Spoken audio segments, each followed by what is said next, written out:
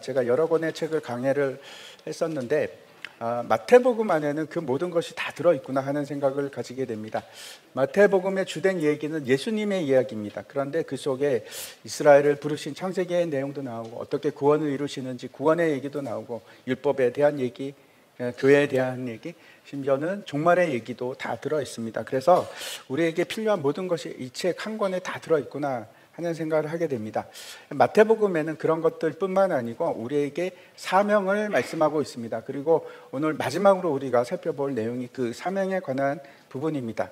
오늘 말씀은 이제 두 부분으로 나눌 수가 있습니다. 첫 번째 부분은 부활을 의심하는 사람, 부활을 부정하는 사람들 얘기가 나오고, 그 다음에 부활을 믿는 사람, 예수님을 만난 사람들의 얘기가 그 다음에 나옵니다.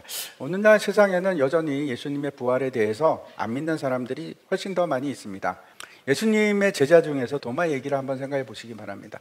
제자들이 이제 다 모였을 때 예수님께서 부활하신 그 모습으로 나타나셨습니다. 근데 마침 그때 도마가 없었습니다. 그래서 이제 도마가 돌아오니까 제자들이 그러는 겁니다. 우리가 예수님을 만났다. 그때 이제 도마가 어떤 반응을 말하는가 하면, 아니 그거 어떻게 믿어?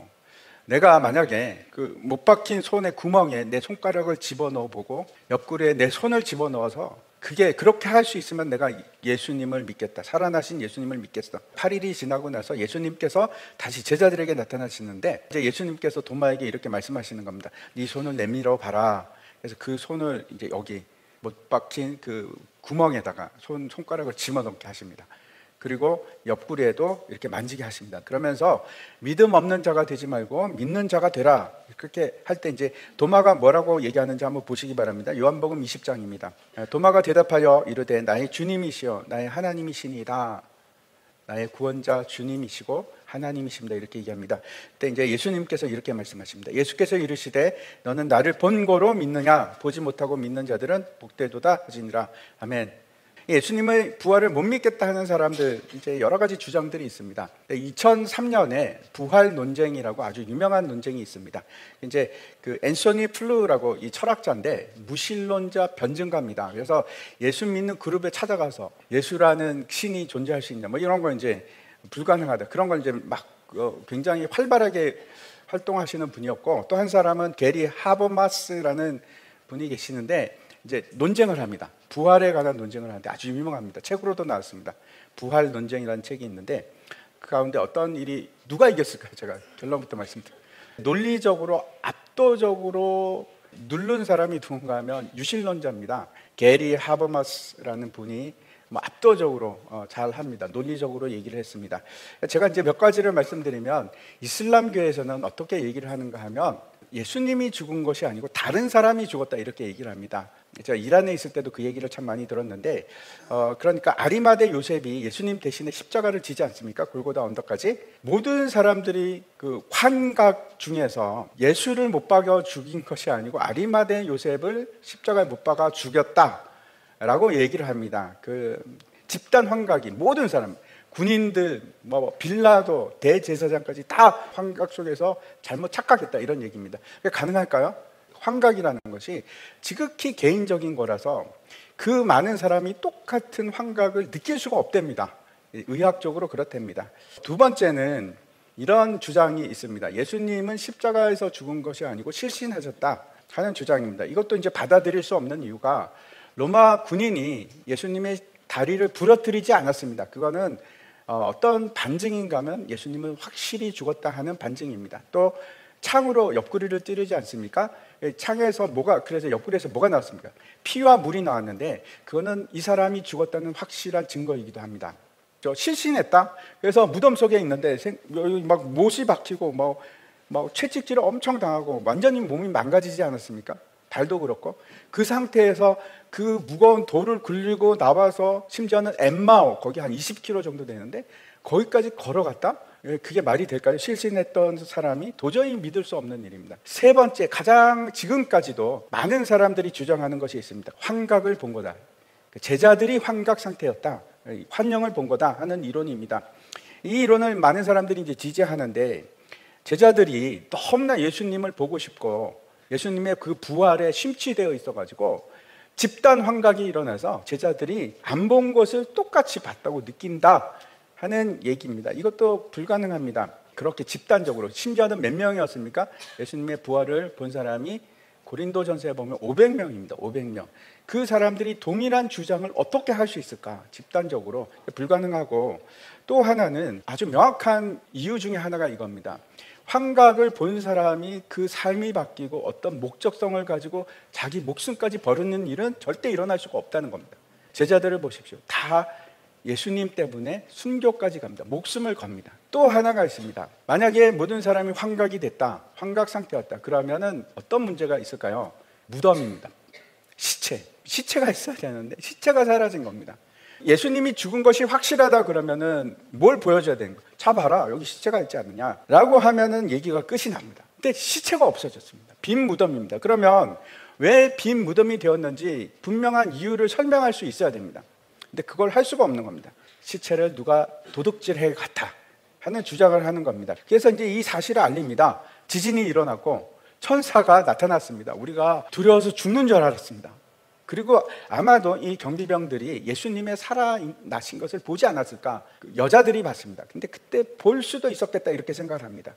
아무튼 이 경비병들이 그렇게 얘기하는 겁니다. 무덤이 비었습니다. 그가 진짜 살아난 것 같습니다 라고 이제 증언을 하는 겁니다.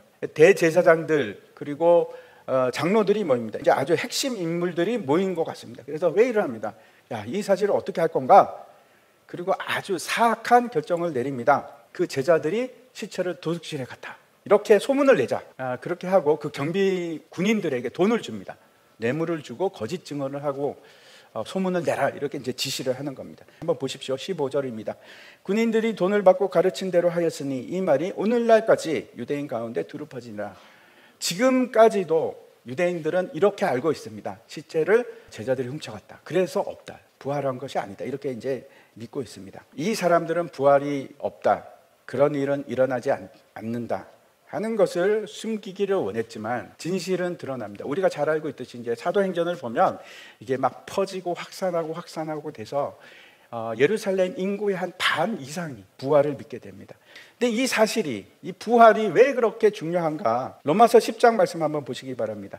내가 만일 내 입으로 예수를 주로 시인하며 또 하나님께서 그를 죽은 자 가운데서 살리신 것을 내 마음에 믿으면 구원을 받으리라. 10장 9절에 뭐라고 얘기하는가 하면 구원을 받는 두 가지 조건을 얘기하고 있습니다. 첫 번째는 네가 네 입으로 예수를 주로 시인해야 된다. 그 당시 로마 상황을 생각해 보십시오. 그 사람들 앞에서 예수는 나의 구주십니다, 그는 살아계신 하나님의 아들입니다, 이 고백을 하는 게 쉽지 않겠죠. 그 고백을 해야 된다는 것이고, 또 그는 나의 주인입니다 하는 고백이기도 하고, 두 번째는 어떻습니까? 하나님께서 예수님을 죽은 자 가운데 살리신 것을 내가 믿습니다 하는 믿음의 고백입니다. 이 믿음이 왜 그렇게 중요할까요? 부활을 믿는다는 것은 영원한 생명을 믿는 겁니다. 또 하나님이 그를 살리신 것을 믿는 건데, 그것은 그의 의로움, 예수 그리스도의 의로움을 증명하는 일이기도 됩니다. 나는 부활이요 생명이니 나를 믿는 자는 죽어도 살겠고 무릇 살아서 나를 믿는 자는 영원히 살고 죽지 아니하리라 하는 예수님의 말씀을 믿는 믿음인데, 이 소망을 가지고 사는 사람하고 그렇지 않은 사람은 전혀 다른, 부활의 믿음의 이전과 이후는 전혀 다른 삶을 나누는 기준점이 됩니다. 그래서 예수님의 부활은 우리가 지금 현재 이대로 살아가는 것에 소망을 두는 것이 아니라 새로운 방향으로 우리의 방향을 바꾸게끔 만들어 갑니다. 그러면 어떻게 하겠습니까? 그분이 우리를 위해서 이 땅에 오셨고 나를 위해서 십자가에서 죽으셨고 부활하셨는데, 그럼에도 불구하고 우리는 어떡하지? 아니면 이제는 방향 전환을 하고 다른 삶을 살기로 작정하시겠습니까? 예수님께서 말씀하기 시작하십니다. 우리가 잘 알고 있는 Great Commission입니다. 지상 대명령. 예수께서 나와 말씀하여 이르시되 하늘과 땅의 모든 권세를 내게 주셨으니, 지상 대명령이라고 하는 이 부분에서 세 가지를 말씀하십니다. 첫 번째가 권세입니다. 지배하고 통치하고 그 권세 맞습니다. 그런데 그걸 넘어서서 내가 할 수 있는 능력, 권력, 넘어가서 자유함, 이전에는 내가 할 수 없었는데 지금은 할 수 있는 것, 그런 의미입니다. 가능해졌어.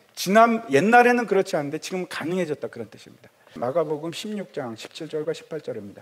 믿는 자들에게는 이런 표적이 따르리니 곧 그들이 내 이름으로 귀신을 쫓아내며 새 방언을 말하며 뱀을 집어올리며 무슨 독을 마실지라도 해를 받지 아니하며 병든 사람에게 손을 얹은즉 나으리라 하시더라. 귀신을 쫓아내는 것은 영적인 권세입니다. 이 세상은 공중 권세 잡은 자 사탄이 지배하는 세상이거든요. 악한 영이 통치하고 있는 이 세상에서 그럼에도 불구하고 예수 그리스도를 믿는 믿음이 있으면 그 권세를 뛰어넘는 권세를 주시겠다는 겁니다. 압도하는 예수 그리스도의 부활과 그의 왕되심을 믿는 믿음이 있으면 예수 그리스도의 권세가 우리에게 위임이 된다는 겁니다.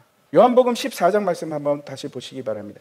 내가 진실로 진실로 너에게 이르노니 나를 믿는 자는 내가 하는 일을 그도 할 것이요 또한 그보다 큰 일도 하리니 이는 내가 아버지께로 감이라. 예수님께서 뭐라고 하시냐면 나를 믿는 자는 믿음으로 행한다면 예수님이 하셨던 그 일을 행할 뿐만 아니고 심지어는 그보다 더 큰 일도 너희가 할 수 있다. 이 땅을 통치할 수 있는 권세를 압도하고 이길 수 있는 권세가 우리에게 위임이 됐습니다. 두 번째 우리에게 위임한 것이 있습니다. 사명입니다. 이 세상을 구원할 수 있는 놀라운 그 사역을 우리에게 주신 겁니다. 예수님의 구원 사역인데 그것이 우리에게 위임이 됐습니다. 그러므로 너희는 가서 모든 민족을 제자로 삼아 아버지와 아들과 성령의 이름으로 세례를 베풀고 내가 너희에게 분부한 모든 것을 가르쳐 지키게 하라. 거기까지. 그래서 두 번째 우리에게 사역을 주셨는데 제자를 삼으랍니다. 제자를 삼으랍니다. 근데 그 대상을 한번 보시기 바랍니다. 대상이 누굽니까? 모든 민족이에요. 모든 민족. 내가 꺼리는 사람이건 내가 싫어하는 사람이건 상관이 없습니다. 나의 대상이. 취사 선택이 아니에요. 우리가 복음을 전하고 제자를 삼는 대상은 모든 사람. 우리가 만나야 할 대상에게 다가가는 겁니다. 예수님께서 우리에게 다가오시기 위해서 어떻게 하셨습니까? 하늘 보좌 버리시고 땅에 오셔서 낮은 육신을 취하시고 육신 아래 종의 모습으로 섬기셨습니다. 다가가는데 낮아진 모습으로 우리에게도 그 일을 하라는 겁니다. 그래서 복음을 전하고 사람을 구원하는 일은 내가 낮아져서 다가가는 겁니다. 제자를 삼기 위해서 뭘 하라고 합니까? 두 번째 동사가 보이십니까? 아버지와 아들과 성령의 이름으로 세례를 베풀라고 합니다. 성부 하나님은 하시는 일이 있습니다. 선택하셨다. 그리고 우리를 예정하셨다고 말씀하시거든요. 그래서 우리가 세례를 베푸는 대상은 누군가? 하나님이 기뻐하시는 선택된 자들. 우리는 모르죠? 누군지 모르죠? 그래서 아무나 가서 하는 겁니다. 다가가서 복음을 전하는 겁니다.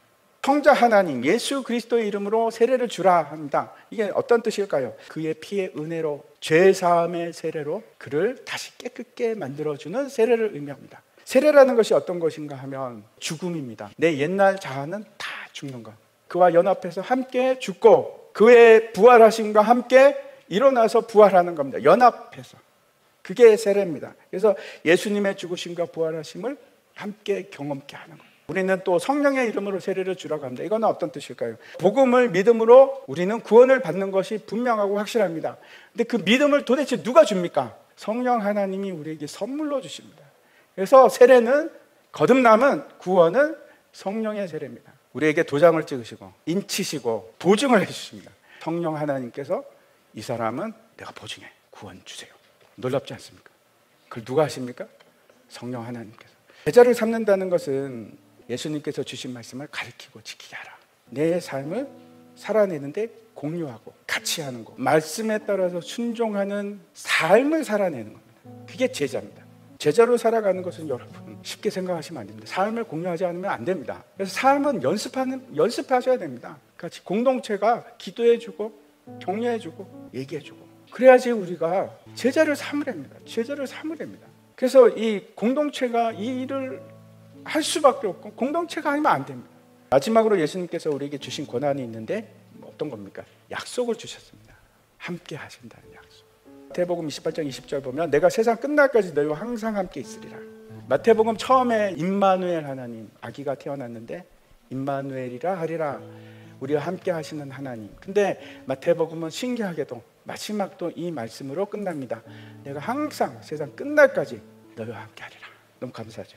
지금도 그리스도의 영이 우리와 함께 하십니다. 그래서 추울 때나 더울 때나 기쁠 때나 슬플 때나 여러분 하나님께서 예수 그리스도께서 우리와 함께 하심으로 나에게 슬픈 일이 없습니까? 아니요. 그렇지 않습니다. 슬픈 일이 생깁니다. 그때도 함께 하십니다. 숨이 차오르고 막 숨도 못 쉴 것 같은 그런 어려움 속에서도 그 바로 옆에 우리에게는 예수님께서 함께 하십니다. 이길 수 있습니다. 그 어려움을 극복할 수 있습니다. 그게 임마누엘입니다. 두려워하지 마십시오. 우리는 승리가 보장되어 있습니다. 그리고 그걸 확인까지 해줬습니다. 누가? 성령 하나님께서 도장 꽉 찍어 주셨습니다. 이게 마태복음의 마지막 말씀입니다. 우리에게 주신 말씀입니다. 다 함께 일어나셔서 마지막 18절부터 20절까지 말씀 읽고 우리 찬양하도록 하겠습니다. 예수께서 나와 말씀하여 이르시되 하늘과 땅의 모든 권세를 내게 주셨으니 그러므로 너희는 가서 모든 민족을 제자로 삼아 아버지와 아들과 성령의 이름으로 세례를 베풀고 내가 너희에게 분부한 모든 것을 가르쳐 지키게 하라. 볼지어다 내가 세상 끝날까지 너희와 항상 함께 있으리라 하시니라. 아멘.